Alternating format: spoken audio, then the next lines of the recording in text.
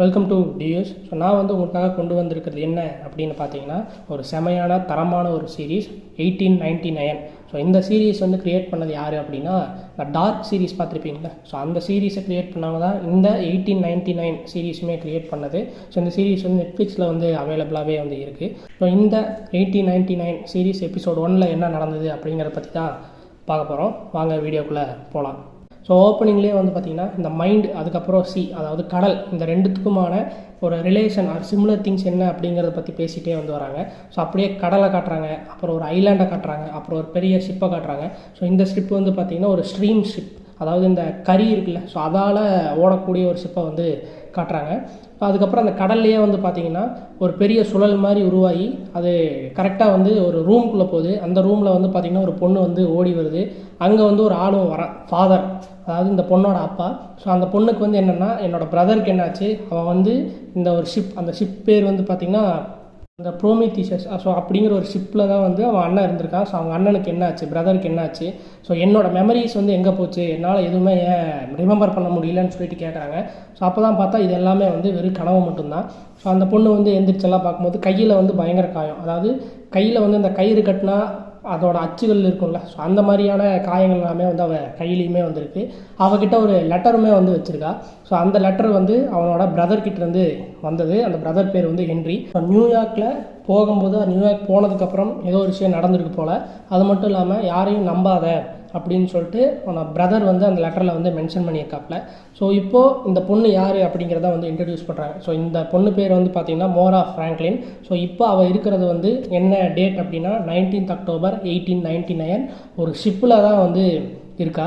So இப்போ அந்த ரூமை விட்டு வெளியே வரும்போது, ஸோ அந்த ரூம் நம்பர் வந்து பார்த்திங்கன்னா 1011. ஸோ அந்த ரூம்லேயுமே வந்து ஒரு ட்ரையாங்கிள் மாதிரியான ஒரு சிம்பிள் போட்டு மென்ஷன் பண்ணியிருப்பாங்க. ஸோ அதே ரூமில் வந்து பார்த்திங்கன்னா நியூஸ் பேப்பருமே வந்துருக்கும். அதாவது ஒரு 4 மாதத்துக்கு முன்னாடி ஒரு ஷிப் வந்து தொலைஞ்சு போச்சு. அந்த ஷிப் பேர் தான் வந்து ப்ரோமித்தியஸ், ஓகேவா. ஸோ அதுலேயே கீழே வந்து டெவில்ஸ் ட்ரையாங்கிள்னுமே வந்து போட்டிருக்கும். ஸோ 4 மாதமாக ஷிப்பு வந்து காணாமல் போச்சு. அது என்ன ஆச்சு ஏதாச்சுன்னு யாருக்குமே வந்து தெரியல. ஸோ இப்போ அப்படியே உள்ளே போய் பார்த்தோம்னா அந்த ஷிப்புக்குள்ளே ஸோ இந்த கரியெல்லாம் அள்ளி போட்டுட்ருப்பாங்க. ஸோ அதனால தான் அந்த கப்பலே வந்து ஓடுது. ஸோ அதில் வந்து ஒரு கேரக்டரை வந்து காட்டுறாங்க. ஸோ இவன் பேர் வந்து போலாக். ஸோ இவனுமே வந்து ஒரு கறி அள்ளி போடுறவன் தான். ஸோ அந்த கறியை எடுக்கும்போது அந்த கறி வரல. ஸோ இவனை தான் போய் அது என்னடா பிரச்சனை அப்படின்னு சொல்லி பார்க்க சொல்கிறாங்க. இவனுமே வந்து போய் பார்க்கவும் செய்கிறான். ஸோ இவனோட பாக்கெட்லேயுமே வந்து ஒரு சின்ன பிக்சர் மாதிரி இருக்குது. இது என்ன அப்படின்னா அந்த ஸ்டாச்சு ஆஃப் லிபர்ட்டின்னு சொல்லுவோம்ல, இதுதான் அமெரிக்காவில் இருக்கிறது. ஸோ நியூயார்க்குக்கு வந்து அவங்க வந்து போகணும். ஸோ அதுதான் வந்து அவங்களோட நோக்கம் போல். இப்போ அப்படியே அந்த ஷிப்பு அப்படி வந்தோன்னா ஸோ அங்கே வந்து இப்போ வந்து இந்த ஷிப்லேயே வந்து டைனிங் ஹால், ஸோ எல்லாருமே சாப்பிடக்கூடிய ஒரு இடம். இங்கே வந்து நிறையா கேரக்டர்ஸ் வந்து காட்டுறாங்க. For example husband and wife. So இதில் அந்த ஹஸ்பண்ட் பேர் வந்து லூசியன். ஸோ நம்ம வந்து லூசுன்னு கூப்பிடுவோம். ஸோ இந்த ஹஸ்பண்ட் ஒய்ஃப் காட்டுறாங்க. இன்னொரு சைடு வந்து 2 அண்ணன் தம்பிகளை காட்டுறாங்க. ஸோ அதில் ஒருத்தர் வந்து பார்த்திங்கன்னா இந்த ஃபாதர், அதாவது சர்ச்சு ஃபாதருக்கு அப்படி இல்லை ப்ரீஸ்ட், ஸோ அவங்க காட்டுறாங்க. இன்னொரு பக்கம் ஒரு ஜாப்பனீஸ் சேர்ந்த 2 பெண்களை வந்து காட்டுறாங்க. இந்த மாதிரி நிறைய கேரக்டர்ஸ் வந்து காட்டுறாங்க. ஸோ அப்படியே அந்த டைனிங் ஹாலில் வந்து பார்த்திங்கன்னா நம்ம ஃப்ராங்க்லினுமே வந்து உட்கார்றாப்புல. ஃப்ராங்க்லின் பின்னாடியே ஃபாலோ பண்ணிட்டு வந்து இன்னொரு லேடி வந்து வராங்க. இவங்க பேர் என்ன அப்படின்னா வில்சன். ஸோ இந்த வில்சன் வந்து நம்ம ஃப்ராங்க்லின் கிட்ட நிறைய பேசவும் செய்கிறாங்க. ஸோ அப்போ பேசும்போது ஒரு விஷயம் தெரியுது. ஸோ இந்த ஃப்ராங்க்லின் வந்து ஒரு டாக்டர். ஸோ அது மட்டும் இல்லாமல் நீ டாக்டரில் என்ன அப்படின்னு கேட்கும்போது அவள் குறிப்பாக பிரெயினை பற்றி தெரிஞ்சுக்கக்கூடிய ஒரு ஆள் போல். ஸோ அப்போ நிறையா சொன்ன மாதிரி ஃபஸ்ட்டே சொன்ன மாதிரி இந்த பிரெயின் சீக்கான ஒரு ரிலேஷன்ஷிப்பை தான் சொல்லுவாங்க. ஸோ அப்போ தான் வந்து சொல்லுவாள், ஸோ நான் வந்து பிரெயினை பற்றி நிறையா தெரிஞ்சுக்க விரும்புகிறேன். ஸோ அங்கே வந்து இந்த யூனிவர்ஸை பற்றி நிறையா சீக்ரெட்ஸ் இருக்குதுன்னு சொல்லுவாள். பட் அதுக்கு வில்சன் வந்து பார்த்தீங்கன்னா அந்த லேடி வந்து ஸோ நிறையா விஷயங்கள் நமக்கு தெரியாமல் இருக்கிறது தான் நல்லது, நீ எதுக்கு அந்த டார்க் சைடுக்குள்ளே போய் பார்க்குற, இங்கே பார்த்தியா எல்லோரும் எப்படி இருக்காங்க அப்படின்னு சொல்லிட்டு ஸோ நிறைய விஷயங்கள் பேசவும் செய்கிறாங்க. இதில் வந்து குறிப்பிட்டு பார்க்கணும்னா இந்த வில்சனுக்கு வந்து அந்த கப்பல் இருக்கிற ஒவ்வொருத்தரோட பற்றியுமே, அதாவது அவங்க லைஃப்பை பற்றியுமே வந்து அவளுக்கு தெரிஞ்சிருக்கு. அது எப்படி தெரிஞ்சதுன்னெல்லாம் தெரில. ஸோ இந்த சீனில் வந்து பார்த்திங்கன்னா இந்த வில்சன் வந்து இந்த டீ கப் எடுத்து அவள் குடிப்பாள். ஸோ அந்த டீ எடுத்து அவள் குடிப்பாள். அவள் குடிக்க போகும்போது அந்த டைனிங் ஹால் சுற்றி இருக்கிற எல்லாருமே அவங்க டேபிளில் இருக்க டீ கப் எடுத்து குடிப்பாங்க. ஸோ அது வந்து எப்படின்னு தெரில. மேபி இந்த வில்சன் தான் வந்து இந்த கப்பலுக்கான ஓனரா, இல்லை இவன் வந்து எல்லாத்தையும் கண்ட்ரோல் பண்ணுறாளா என்னன்னு எல்லாமே வந்து தெரியல. ஆனால் அங்கே இருக்கிற டைனிங் ஹாலில் இருக்கிற மற்ற ஒரு சில பேர் எல்லாருமே வந்து பார்த்திங்கன்னா கொஞ்சம் ஒரு மாதிரி பதட்டமாக தான் இருக்கவும் செய்கிறாங்க. ஸோ இப்படி பேசிகிட்டே இருக்கும்போது அங்கேருந்து ஒருத்தன் ஓடி வரான். ஓடி வந்து அவன் ஏதோ ஒரு பாஷை பேசுகிறான். அது இங்கிலீஷ் கிடையாது, வேறு ஏதோ ஒரு ஃபாரின் லாங்குவேஜ் போல். அவன் வந்து என்னோடய சிஸ்டருக்கு வந்து ஹெல்ப் வேணும், இங்கே யாராவது டாக்டர் இருக்கீங்களான்னு கத்தி கதறான். பட் யாருமே ஹெல்ப் பண்ணலை. ஸோ அதுக்கப்புறம் அந்த ஷிப்புக்கான ஏதோ பாடி கார்டாக எவனொருத்தன் செக்யூரிட்டி வந்து தூக்கிட்டு கொண்டு போய் கீழே வந்து ஒரு ரூம் இருக்குது, அங்கே வந்து தள்ளிட்டான். பின்னாடியே ஃபாலோ பண்ணிட்டு போன ஃப்ராங்க்லின். ஸோ ஃப்ராங்க்லின் வந்து ஒரு டாக்டர் தானே, ஸோ நம்ம ஹெல்ப் பண்ணலாம் அப்படின்னு பார்க்கும்போது அந்த கீழே வந்து பார்த்திங்கன்னா நிறையா மக்கள், குரூப் ஆஃப் பீப்புள் வந்து அங்கே இருக்காங்க. எப்படின்னா ஒரு அகதிகள் மாதிரின்னு வச்சுக்கோங்களேன். ஸோ அந்த மாதிரி அங்கே எல்லாருமே வந்து இருக்காங்க. ஸோ அங்கே வந்து ஸோ இந்த பையனோட சிஸ்டருக்கு வந்து அவள் வந்து ப்ரெக்னெண்ட்டாக இருக்கா. ஸோ ஏதோ ஒரு வழி போல். அப்போ வந்து இந்த டாக்டராக அவள் போய் ஹெல்ப் பண்ணுறா. ஸோ அங்கே வந்து ஒரு சின்ன பொண்ணுமே வந்து இருக்கா. ஸோ அங்கே இருக்கிற மக்கள் எல்லாருக்குமே இங்கிலீஷ் தெரியாது, வேறு ஏதோ பாஷை தான் தெரியுது போல். பட் இந்த பொண்ணுக்கு ஏதோ தெரியும் போல். ஸோ எப்படியோ ஹெல்ப் எல்லாமே பண்ணி அந்த குழந்தையும் சரி அந்த பொண்ணையும் சரி ஒரு மாதிரி சேஃபாக வச்சுக்கிறாங்க. குழந்தையெல்லாம் பிறக்கல, பட் சேஃபாக வந்து பார்த்துக்கிறாங்க. இவன் வந்து காப்பாற்றிட்டா. ஸோ இன்னொரு பக்கம் வந்து பார்த்திங்கன்னா, அதாவது டார்க் ஸ்கின்னாக ஒரு ஆள் வந்து பார்த்திங்கன்னா வெளியே வரான். ஸோ இவன் வந்து ஆக்சுவலாக அந்த கரியல்லி போடுறான் அந்த குரூப் போல். இவன் வந்து வெளியே வரான், ஒரு ரூம்குள்ளே போய் ட்ரெஸ் எல்லாமே வந்து திருடிட்டு போகிறான் போல். ஸோ இன்னொரு பக்கம் ஆல்ரெடி சொன்ன மாதிரி ஒரு ஹஸ்பண்ட் ஒய்ஃப் இருக்காங்களே, அதான் அந்த லூஸு, அதுக்கப்புறம் ஒய்ஃபு. ஸோ இவங்க 2 பேருமே வந்து ஒரு மாதிரி பிடிக்காமல் கல்யாணம் பண்ணிட்டாங்களோ என்னன்னு தெரில. அந்த லூஸு வந்து பார்த்திங்கன்னா அவனோட ஒய்ஃபை வந்து ஒரு மாதிரி பயங்கரமாக திட்டுறான். ஒரு மாதிரி அவனுக்கு அந்த ஒய்ஃபை வந்து நம்பவே இல்லை, கண்ணா பின்னான்னு திட்டவும் செய்கிறான். ஸோ அது வரைக்கும் இன்னசென்ட்டாக இருந்த ஒய்ஃப் அது வரைக்குமே நம்மளுக்கு பார்க்குறக்கு வந்து இந்த பொண்ணு நல்ல பொண்ணாக இருக்கே, அப்பாவியே இருக்கேன்னு நம்மளுக்கே தோணும். பட் கடைசியில் அவன் திட்டிட்டு போனதுக்கப்புறம் பார்த்திங்கன்னா அந்த பொண்ணே வந்து சிரிக்கும். ஸோ இதுலேயுமே நல்லா நோட் பண்ணி பார்த்திங்கன்னா அந்த பொண்ணோட இயரிங் கம்மலில் வந்து பார்த்திங்கன்னா ட்ரையாங்கிள் போட்ட ஒரு சிம்பிள் அவளோட அந்த கம்மல்லையுமே வந்து இருக்கும். ஸோ எல்லாமே ட்ரையாங்கிளாகவே தான் வந்து போயிட்டுருக்கு. ஸோ இப்போது அந்த ப்ரெக்னென்ட் உமனையெல்லாம் காப்பாற்றினதுக்காக அவளோட சிஸ்டர் ஒரு சின்ன பொண்ணு வந்து இந்த ஃப்ராங்க்லினுக்கு வந்து தேங்க்ஸ் சொல்கிறா. அது மட்டும் இல்லாமல் அந்த சின்ன பொண்ணு என்ன சொல்கிறா அப்படின்னா, நானும் உங்களை மாதிரியே வந்து டாக்டர் ஆகணும் அப்படின்னு சொல்லிட்டு ஒரு மாதிரி நல்லா பேசுகிறாங்க. ஸோ அந்த பொண்ணுக்கு என்ன டவுட்னா, ஸோ நீங்கள் வந்து இந்த மாதிரி பண்ணீங்களே, நீங்களும் வந்து ப்ரெக்னெண்ட்டாக இருக்கீங்களா அப்படின்னு சொல்லிட்டு வயிற்றில் கை வைப்பா. டக்குன்னு அவளுக்கு வந்து ஒரு விஷன் வந்து ஒன்று வரும். அதாவது ஏதோ பச்சை கலரில் ஏதோ ஒரு பூச்சி மாதிரி ஏதோ ஒன்று விஷன் ஒன்று வரும். அது மட்டும் இல்லாமல் அந்த ஃப்ராங்க்லிங்கிறவன் என்ன சொல்லுவா அப்படின்னா, என்னால் வந்து குழந்தைய பெற்றுக்க முடியாதுன்னு ஒரு சொல்லிவிட்டு அவள் பாட்டுக்கு போயிடுவா. அவளுமே வந்து ஒரு டைமில் பயங்கரமாக பதட்டமாயிடுவா. ஏன்னா அவளுக்கு வந்து ஏதோ ஒரு விஷன் மாதிரி வந்துகிட்டே இருக்கும். ஸோ அவளை வந்து ஏதோ சேரில் கட்டி போட்டு வச்சுருக்கிற மாதிரியும் இன்ஜெக்ஷன் இருக்கிற மாதிரியும் நிறையா விஷன் வந்து வந்துகிட்டே இருக்கும். அவளை கனவுல வந்த மாதிரி டக்குன்னு வெளியே வந்து அப்படியே அந்த கடலை பார்த்து ஒரு மாதிரி சாந்தமாயிடுவா. ஸோ அவள் கழுத்தில் வந்து பார்த்திங்கன்னா ஒரு செயின் ஒன்று இருக்கும். ஸோ அதில் வந்து அதுலேயுமே வந்து ஒரு லாக்கெட் மாதிரி ஒன்று இருக்கும், அதுலேயுமே ட்ரையாங்கிள் சிம்பிள் இருக்கும். என்னங்கடா இது அப்படின்னு பார்த்துட்டு ஸோ டக்குன்னு அந்த டைம் பார்த்துட்டு அந்த ஷிப்போட கேப்டனுமே வந்து வருவான். ஸோ வந்துட்டு ஸோ நீங்கள் வந்து இங்கெல்லாம் வரக்கூடாது, ஸோ நீங்களாம் பெரிய ஆளுங்க, நீங்களாம் ஃபஸ்ட் கிளாஸ் அந்த இடத்துல தான் இருக்கணும், நீங்களும் இங்கே வரக்கூடாதுன்னுமே வந்து சொல்லவும் செய்வாள். ஸோ இவங்க 2 பேருமே பேசிகிட்டு இருக்கும்போது அந்த ஷிப்பில் வேலை செஞ்சுட்டு இருக்க நிறைய பேர் வந்து ஒரு ஷீட் மாதிரி ஒன்று கொடுப்பாங்க. அது என்னடா அப்படின்னு பார்த்தீங்கன்னா ஒரு டெலிகிராஃப் மாதிரியான ஒரு ஷீட் ஒன்று வந்துடும். இங்கே வந்து ஒரு சிக்னல் வந்துட்டுருக்கு. அதாவது இந்த சிக்னல் எதோடது அப்படின்னா, தொலைஞ்சு போன அந்த ஒரு கப்பல் 4 மாதத்துக்கு முன்னாடி தொலைஞ்சு போச்சுல்ல, ஸோ அந்த ப்ரோமித்தீசியஸ், ஸோ அந்த கப்பல்லேருந்து சிக்னல் வந்துட்டுருக்கு அப்படிங்கிற கேப்டனுக்கு இன்ஃபார்ம் பண்ணுவாங்க. இது வந்து ஒரு மாதிரி நம்ம ஃப்ராங்க்லினுக்குமே வந்து கேட்டோம். ஸோ கேப்டன் வந்து அந்த ரூமுக்கெல்லாம் போய் செக் பண்ணிகிட்டு இருக்கும்போது அந்த சிக்னல் வந்துகிட்டே தான் இருக்கும். அதாவது 47 அந்த மாதிரியெல்லாம் வந்துட்டு இது என்னென்னா அந்த லொக்கேஷன் பற்றின ஒரு கோஆர்டினேட்ஸ். ஸோ என்ன ஏதுடா அப்படின்னு சொல்லிட்டு மேப்பெல்லாம் போட்டு பார்க்கும்போது அந்த ஷிப் இருக்கிற இடம் வந்து அந்த சிக்னல் எங்கேருந்து வருது அப்படிங்கிறது வந்து தெரிஞ்சுக்கும். கன்ஃபார்மாக இந்த ஷிப்பான்னு தெரில, பட் எங்கேயோ சிக்னல் வருது, அந்த சிக்னல் இந்த இடத்துல தான் வருதுன்னு சொல்லிட்டு ஒரு லொக்கேஷனை வந்து மார்க் பண்ணுவாங்க. கேப்டனுக்கு ஒரு டவுட் வரும். ஸோ ஒருவேளை அந்த ஷிப்பு வந்து அப்படியே நின்றுருந்தது அப்படின்னு வச்சுக்கினாலுமே, அதாவது எந்த பவரும் இல்லாமல் அப்படியே நின்றுக்குன்னே வச்சுப்போமே. ஸோ இந்த வெதருக்கு வந்து அதாவது இந்த 4 மாதத்தில் ஒரு குறிப்பிட்ட ஒரு வெதர் இருக்கும்ல, ஸோ அப்போ அந்த ஷிப்பு வந்து நார்த்தை நோக்கி தான் போயிருக்கணும். அதாவது அந்த காற்று இந்த கடல் தண்ணி எல்லாம் சேர்த்து அந்த ஷிப்பை வந்து நார்த்தை நோக்கி தான் தள்ளியிருக்கணும். ஆனால் இது சவுத்துக்கு வந்திருக்கு, எப்படி வந்திருக்கு அப்படின்னு சொல்லிட்டு கேப்டனுமே வந்து ஒரு மாதிரி யோசிப்பாப்புல. பட் ஸ்டில் நம்ம போய் பார்க்கலாம், ஷிப்பை திருப்புங்கடா அப்படின்னு சொல்லிட்டு ஷிப்பை திருப்புறதுக்கு ஆர்டர் போடுவாங்க. ஸோ இப்போ அந்த ஷிப்பை திருப்பின உடனே என்ன ஆகும் பார்த்தீங்கன்னா, ஒரு சில பேர் பேனிக் ஆக ஆரம்பிச்சிருவாங்க. ஃபார் எக்ஸாம்பிள் அந்த கரியலி போடுவான் தெரியுமா போலாக், ஸோ அவனுமே வந்து பேனிக் ஆவான்.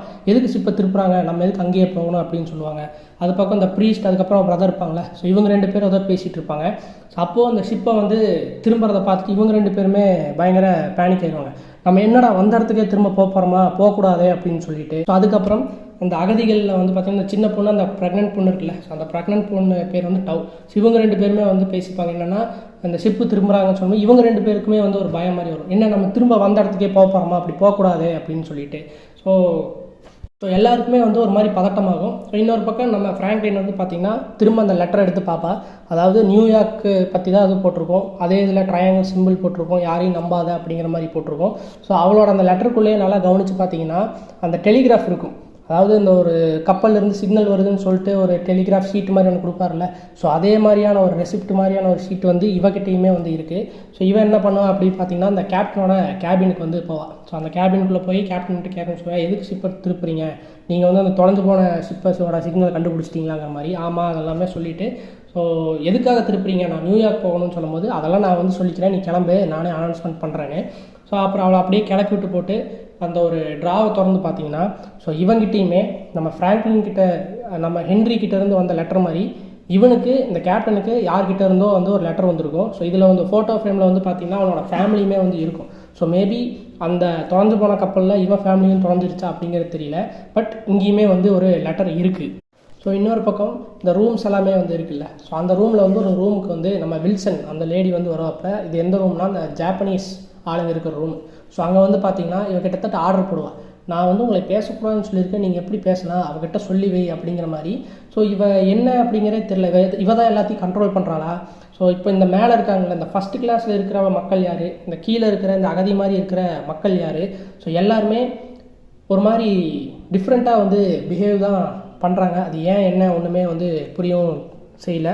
ஸோ இப்போ கேப்டன் வந்து அங்கே இருக்கிற எல்லாத்தையுமே வந்து கூப்பிட்டு இன்ஃபார்ம் பண்ணுறாங்க, இந்த மாதிரி நம்ம வந்து இந்த மாதிரி சிக்னல் வந்து கிடச்சிருக்கு, அது வந்து தொலைஞ்சு போன ஷிப்பாக கூட இருக்கலாம், நாங்கள் ஷிப்பை திருப்பிட்டோம்னு சொல்லும்போது அங்கே இருக்கிற மக்கள் எல்லாரும், குறிப்பாக அந்த ப்ரீஸ்ட்டு, அதுக்கப்புறம் அந்த லூஸு, இவங்க எல்லாருமே வந்து கொஸ்டின் பண்ணுறாங்க, யோ நான் வந்து உனக்கு வந்து 6 நாள் நியூயார்க் போகிறக்கு தான் நான் காசு கட்டியிருக்கேன், நீங்கள் எதுக்கே ஷிப்பை திருப்புற அப்படின்னு சொல்லிட்டு. பட் கேப்டனுக்கு வந்து அங்கே வந்து கிட்டத்தட்ட 1400 பேர் வந்து இருக்காங்க, அதில் ஒரு சில பேர் கூட உயிரோடு இருக்கலாம், நான் பார்த்துக்கிறேன் அப்படின்னு சொல்லிட்டு அவன் பாட்டுக்கு போயிடுவான். பட் உடனே இங்கே இருக்கிறவங்களுக்கு எல்லாத்துக்குமே வந்து ஒரு மாதிரி பேனிக் வந்து ஆகிடும். ஒரு சில பேருக்கு, குறிப்பாக அந்த லூசு பையனுக்கு வந்து ஒரு மாதிரி பேனிக் ஆகி வெளியே போவான். அவன் வந்து ஏதோ மெடிசன் மாதிரி எடுத்துக்கும் போது கரெக்டாக ஒய்ஃப் வந்து என்னங்க ஏதுங்க என்னங்க ஆச்சுன்னெலாம் கேட்கும்போது அவன் திரும்ப பதட்டமாகி தெரிச்சு ஓடிடுவான். ஸோ இவனுக்கு என்ன ப்ராப்ளம் அப்படிங்கிறதுமே வந்து அவன் ஒய்ஃபுக்கு வந்து தெரியல.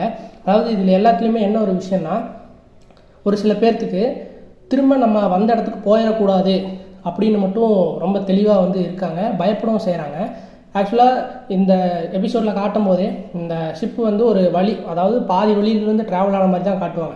இவங்க போகிற இடம் நியூயார்க்குன்னு தெரிஞ்சு போச்சு, டெஸ்டினேஷன் தெரிஞ்சு போச்சு, ஆனால் ஃப்ரம் எங்கே இவங்கெல்லாம் ஏற்றுனீங்க, இந்த கப்பல் எங்கேருந்து புறப்பட்டு வந்தது அப்படிங்கிறது வந்து நம்மகிட்ட சொல்லவே இல்லை. ஆனால் ஒரு விஷயம், இங்கே இருக்கிற மக்கள் வந்து திரும்ப அவங்க அந்த கப்பலில் ஏறினாங்க தெரியுமா, அந்த இடத்துக்கு வந்து போயிடக்கூடாது அப்படிங்கிறத மட்டும் அவங்க தெளிவாக இருக்காங்க. ஸோ இப்போ எல்லாமே இன்ஃபார்ம் பண்ணதுக்கப்புறம் வெளியே வந்து பார்த்திங்கன்னா திரும்ப ஃப்ராங்க்லின் வந்து அப்படியே காற்று வாங்கிட்டு இருக்கா. நம்ம கேப்டனுமே வந்து ஸோ இந்த தொலைஞ்சு போன ஷிப்பை பற்றியும் திரும்ப இந்த கடலை பற்றியுமே வந்து பயங்கரமாக பேசிகிட்டு இருப்பாங்க. ஸோ அப்போது ஒரு விஷயம் தெரியும், என்னென்னா அந்த தொலைஞ்சு போன கப்பல் கண்டுபிடிச்சிட்டாங்க. ஸோ அந்த ஃப்ளேர் கன்னெல்லாம் யூஸ் பண்ணி எல்லாமே பார்த்தா, ஸோ அங்கே வந்து பார்த்திங்கன்னா ஒரு லைட்டும் இல்லை, அந்த கப்பலில் யாருமே இல்லை, ஒரு சின்ன சத்தமும் வரல, ஒரு சின்ன லைட்டுமே இல்லை.